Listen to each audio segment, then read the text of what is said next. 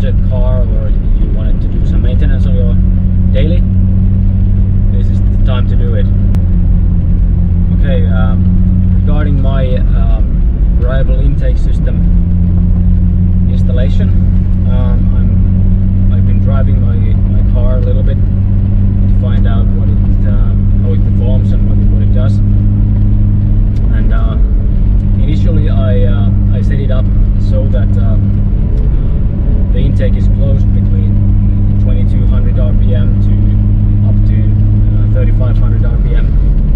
And what I found out was that when the valve actually opens up at the 3500, I get a sudden boost or increase in torque. And for me, that was kind of the symptom that the valve was not perhaps opening or closing at the correct position. So I decided to dial it down so that the valve actually opens up earlier in a rev range. And I think I have made it a little bit better. Another thing was regarding the whole variable intake system, that there's not a lot of information about how the Ford variable intake system operates. So I actually found 3 different documents online that explained a little bit. First one was from Ford Scorpio co.uk, the UK site dedicated to the Bug-eye Scorpio, and there the information is, I think, a little bit off, but it gives you some idea how the system works. But in general, I think it's incorrect. Then I found a dyno graph from a discussion forum in UK, where someone had dynoed his car with the variable system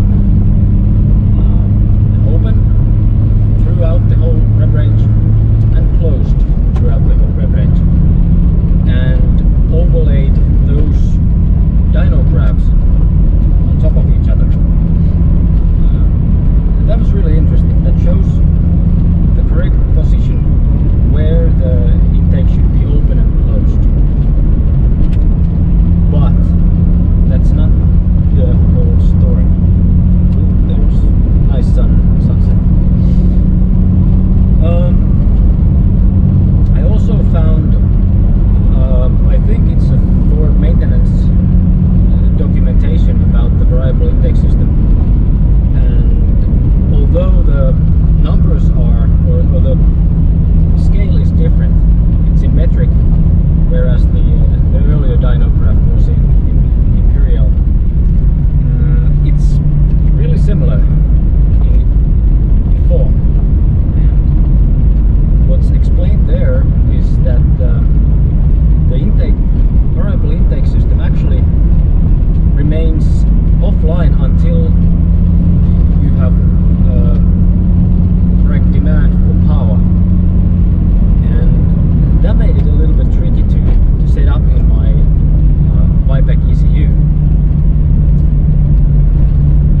The setup in my ECU utilizes a auxiliary driver that I can switch on and off regarding or dependent on the RPM, and that's relatively easy. There are 3 operators that you can utilize there, so you can use those to have the variable intake system open, then close, and then open again. What is required in order to have it utilize the whole benefits of it.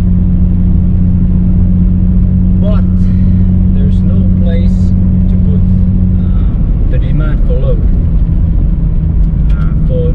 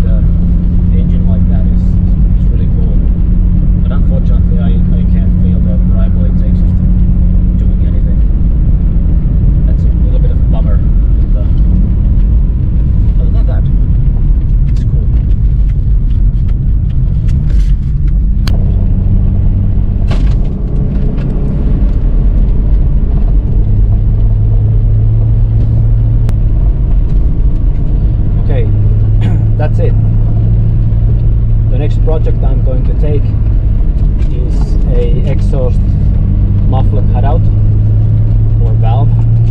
It's a vacuum operated, so whatever I did with the variable intake system plays towards that one.